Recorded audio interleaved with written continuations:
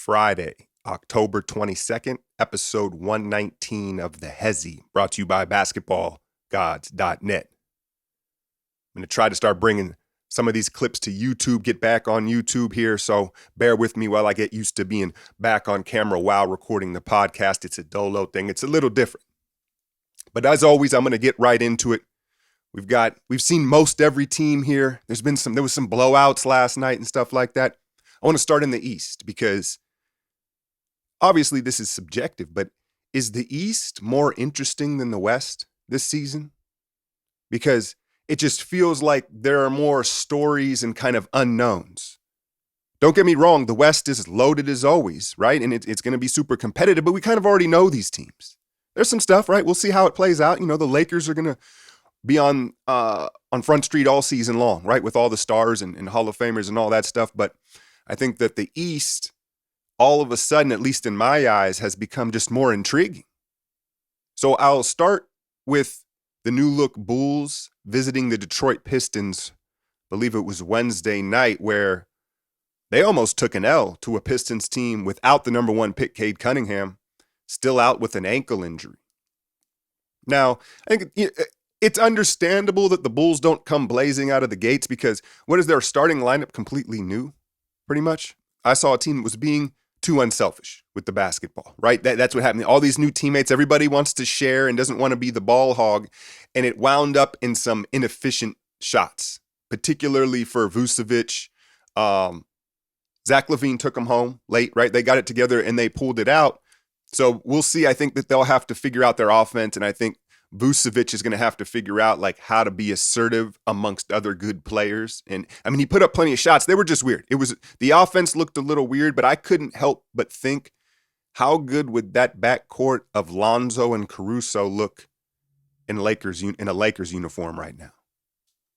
Right? It's just they made all the little plays down the stretch. They didn't score. It wasn't scoring. It was nuanced stuff. It was back tap rebounds. It was fronting the post. It was doubling at the right time, the help rotations, Caruso and Lonzo just doing the little things. And I think Chicago's got to be excited about those two blending in with the scores that they have now. Now, Patrick Williams, would he take 3 shots?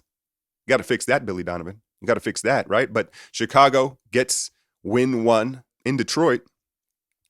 As far as the Pistons, they finished the game with Corey Joseph on the floor. Killian Hayes was 0 of 6 in 20 minutes.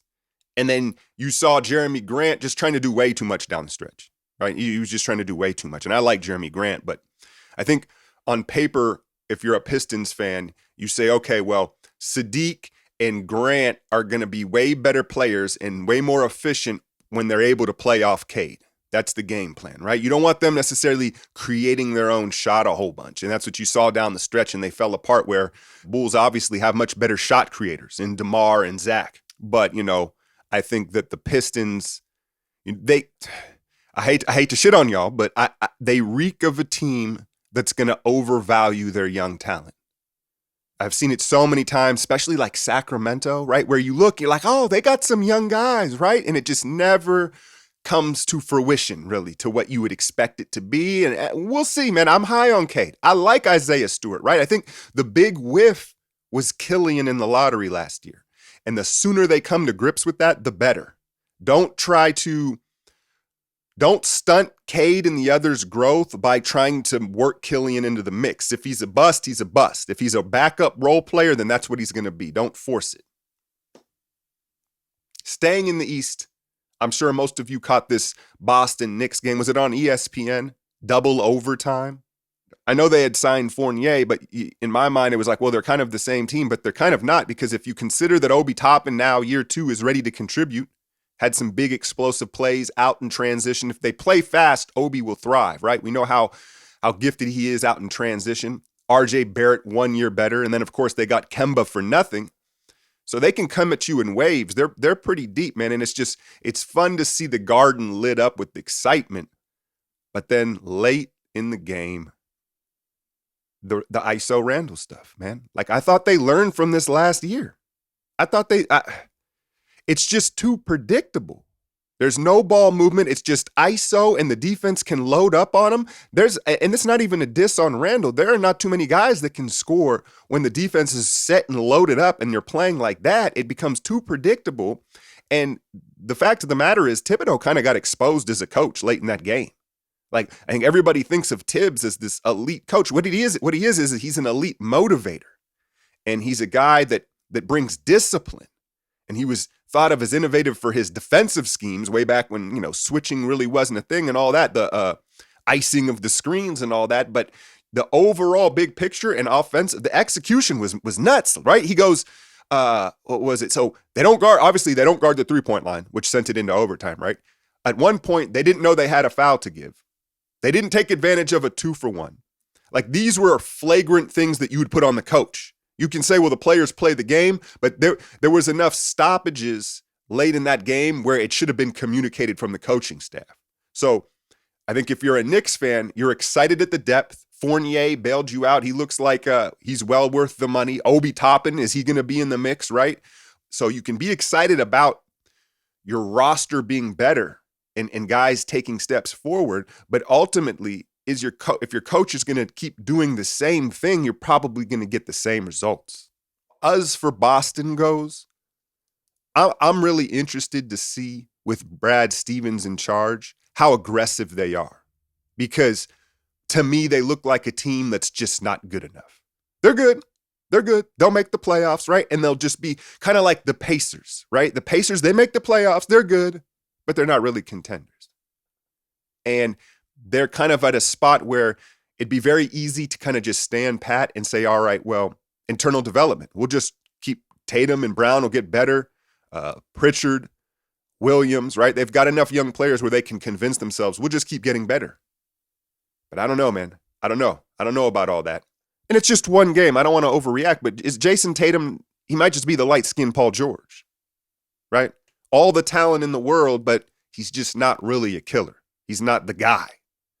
And so maybe the question really is, do we have it mixed up? Is Jason Tatum Robin to Jaylen Brown's Batman? And again, one game. I know Jaylen Brown went off and all that, but again, there's just so many interesting teams in the East in Boston. Like, I'm not shitting on them. They're good. But, Boston is such a historical franchise. I don't have to tell Celtic fans in this, right? Like, y'all, it's championship or bust for y'all. And I'm not saying that every year, but y'all aren't going to be just content being a perennial playoff team, a 4 or 5 seed that gets knocked out in the second round every year, right? And that's what it looks like they're set up to be. I don't know how much better Tatum's going to get. But again, maybe Brown's the saving grace. You saw Grant Williams late looking like grandmama out there. But that was a crazy game, crazy finish. Jumping around here, Wolves thumped the Rockets. Here's something early to keep an eye on. Again, it's so early returns. We've seen guys play 1 game, but Anthony Edwards, he's grown. He's 6'6" now. Would he have like a 30-point game? He was killing the Rockets, which a lot of teams are. But is Antman going to take like the leap into superstardom year 2? We're seeing it happen quicker and quicker with these kids that are ready to come out in both basketball and football, right? You're seeing the quarterbacks are ready, and it's the same thing in basketball where they've played so much hoops. And again, to get back to the Tatum-Brown point, right? Guys kind of reach their peaks a little sooner now because the skills are developed and they play so much in the youth. And so Edwards, man, I wouldn't be surprised if this becomes his team this year, if he becomes the alpha dog of that Minnesota Timberwolves team. And they've got a lot of talent. Last night, Heat just roll the Bucks off the floor. They had no Brook, no Drew, and no Portis. And so I didn't even watch it. I watched a little bit. I saw PJ Tucker hammer the shit out of Giannis, letting them know like, yo, we ain't wearing the same jersey no more, right? So I saw that. But yeah, it wasn't really a competitive game. And I don't think, what can you do if you're Milwaukee? You got to just keep the big picture in mind. Now, the other game on TNT, the early game, Dallas and Atlanta. Luka and Trey. Forever connected. No, but, Dallas, I'm curious to see what Jason Kidd's influence is on Luka Doncic because, like, look, Luka plays at his own pace, right? I think Kidd knows enough to know, like, he's not going to play fast like Jay Kidd did. But Jason Kidd, one of the greatest passers of all time, is he going to influence or encourage, I should say, Luka to be less selfish, man. And some of you may say, well, you're going to point. I know the numbers. Some people, oh, well, Luka averages 7, 8 assists. But if you watch the games, Luka is low-key selfish with the ball. Like, he only makes passes when he wants to. And they ask him to do a lot. I understand that. And sometimes I think he gets into like hero ball mode, right? But Luka, I think, could empower his teammates more. That would be the next step for him, because you already talk about his conditioning and can he hold up? Well, how he could help himself in that way would be to, again, empower his teammates and create for others, so he has to do less physically. Atlanta really dominated them, and you see he's trying to change their defense. He's running out, Jason Kidd, that is, he's trying to run out, the hard hedge and maybe some blitzing and get them more aggressive. But look, man, I'll be complete. I keep it real with you. I keep it real with you. But like Dallas, I don't think they have the personnel to be good defensively, regardless of the scheme. And, Mark Cuban, a couple of years ago, he came out and he basically kind of said, like, yo, we like European players. Like, they're just better. You know what I mean? They're just more skilled. And, I think everybody understands who Mark Cuban is and what he's saying. Obviously, Dirk and, now Luka, but you got KP. And he has a point to where, like, in today's league, the Europeans, they do tend to have more skill. And a lot of them are tough. I get it, right? But look, if you're going to roll out 3 Europeans in your starting lineup, you're probably not going to be that good defensively. That's just the facts. But, I'm looking at their roster, and did y'all know that they cut Terrell Terry, the 31st pick from a year ago from Stanford? Remember, it's supposed to be a little mini Trae Young, Steph Curry type kid? And that seems a little premature to me. Now, they decided to keep Frank Ntilikina, former Knick, right? And he's some more size, some defense, kind of the Jason Kidd ilk. I could see where Kidd would like Ntilikina, right? A big defensive guard. But, I was kind of shocked to hear that. A lot of people had high hopes for Terrell Terry. He just couldn't stay healthy. Last year, Summer League, they just didn't get a good enough look at him. So I'll be interested to see if teams pick him up. As far as Kristaps Porzingis goes, I heard this was a big year for him, breakout year. It is. He looks the same to me. He like physically and all that. And to me, what I see is, why does KP rush? What is he, like 7'3"? Right? To me, he does things a little too sped up. It's like, chill, bro. Take your time. You're getting that shot off regardless. The little 1-footer, the fade, whatever, he doesn't like to post up a whole lot, but it's like, you're getting your shot off regardless. You can take a beat to make sure you're squared and on balance. He tries to play too quick, is what I see offensively from KP. I don't know how you couldn't have been impressed with the Hawks. They're super deep. They could fuck around and win the East. I like the Gorgie Zhang pickup, man. I never understood why he has never really found a home as a backup center. He spreads the floor. I don't know, man. Maybe it's his motor. I haven't seen him enough, but they pick him up. Cam Reddish looks like he's going to take a step. And I'll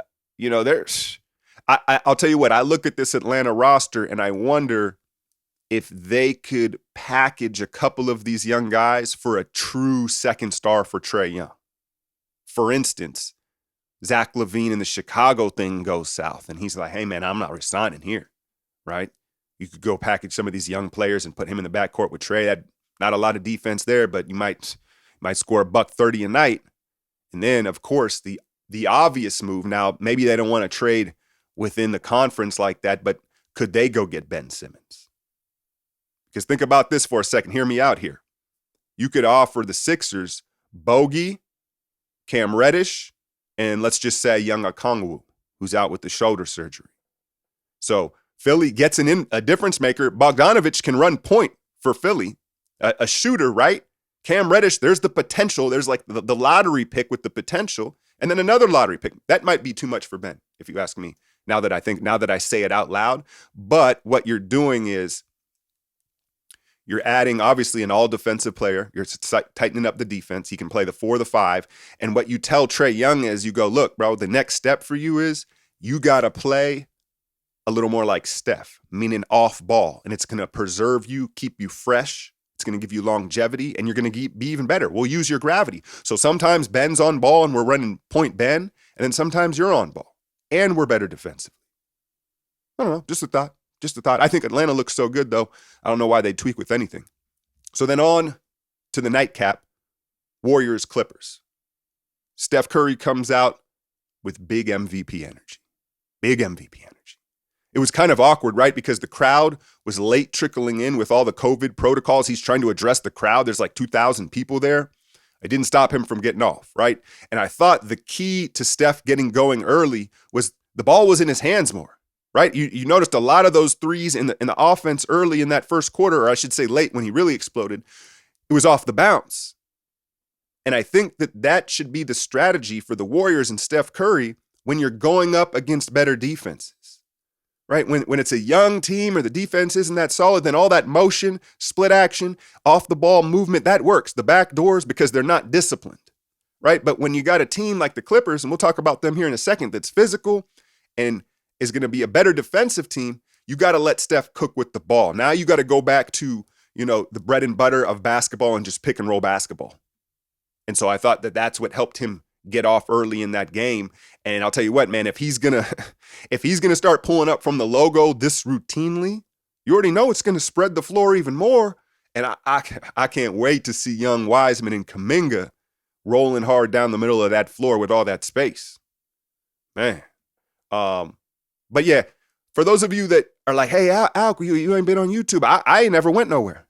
My patrons know I've been providing the content, pumping it out, and I'll have today's breakdown of, later this afternoon, just like I do every Warrior breakdown. So if you want to support me, check out the Patreon where I'll go into detail about the entire game. It'll probably be, a 15, 16-minute breakdown, and we'll cover it all. But I'll give you some quick hitters here. Bielitsa, Big Belly. We're all excited about him. Game 2, he gets played off the floor. Right, he gets played off the floor. You saw the Clippers; they were picking on him. They were just isoing him. You got Reggie, Paul George. I think even Kennard isoed on him. It's gonna happen. It's gonna be like that. It's gonna be like that. There's gonna be nights like that, and I would almost argue it'll be cool, man, because it'll kind of preserve him. It'll kind of preserve him so that they don't overuse him, because Kerr's gonna want to. Jordan Poole, 4 of 14, and didn't close the game. D. Lee, another big game for him. And I see some things with Jordan Poole, like Dub Nation, we're super excited about him, and you should be, right? But there are still a lot of areas for him to grow. And again, we'll talk about it in the breakdown, but he's got to have to control his emotions, right? And then there's some physical stuff that I'm seeing as well that he'll have to figure out. But, you say all that and you say, well, we still got it done. I'll tell you this, though. I was more happy that, and again, this is early this morning, so I don't know the injury report for Sunday's game, but it appears that we dodged 2 bullets last night. One with Andre, which looked super spooky, and then Draymond with the right wrist. And whatever happened to Draymond's wrist, he started to play way better after he hurt that wrist, but it looks like they're both okay. How devastating would that have been in game 2 of the season, right? And that, to me, them being okay is worth more than the win, obviously, and was more important than the win. However, you consider the context of that game, and down the stretch, all of a sudden, it kind of felt like a must-win in game 2 of the season, because the last 2 seasons, how many times in the last 2 seasons have we blown a huge night from Steph, right? And then to do it on the opening night at Chase Center, couldn't do it, right? That would have been a bad look, and he bailed us out. But it was a team effort, man. D. Lee, some big shots. It was a good game. Again, I'll have the breakdown later. As far as the Clippers go, though, they got some juice, right? They got some juice. Terrence Mann, Justice Winslow, Eric Bledsoe, all guys that get after it and are physical. And that's what you saw, right? Poole felt that, right? They were physical. They're dogs. They've got some toughness. Now, I don't know if they're going to be able to score enough, right, until Kawhi gets back.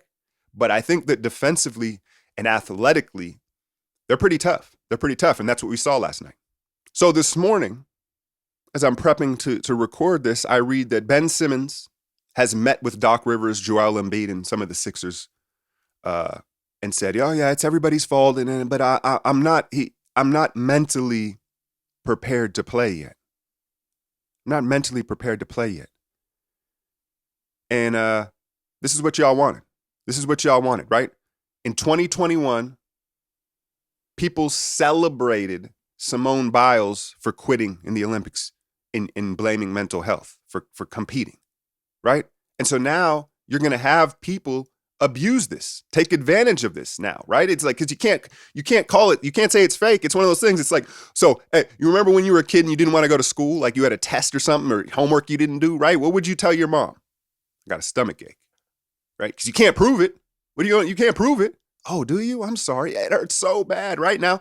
The mental health excuse is the new stomach ache for adults. And the shit's disgusting. Seriously. Like, I was watching the WNBA finals, right? Chicago Sky just blew the Mercury off the floor. Then later I'm on Twitter and it's like, yeah, the Mercury, they didn't shake hands or do media. They just got on the plane and left, right? So I'm looking in the comments and I see people talking about, well, good for them. Good for them. Really? Really? Is that, again, that's what we've come to here where, people are so afraid of the woke cancel culture and being accused of being a hater. They just praise anything, right? You're going to praise the team for, come on, man. It's crazy. It's crazy, man. I'm here to set shit straight, though. This is the Hezi, brought to you by basketballgods.net. I'm out, y'all.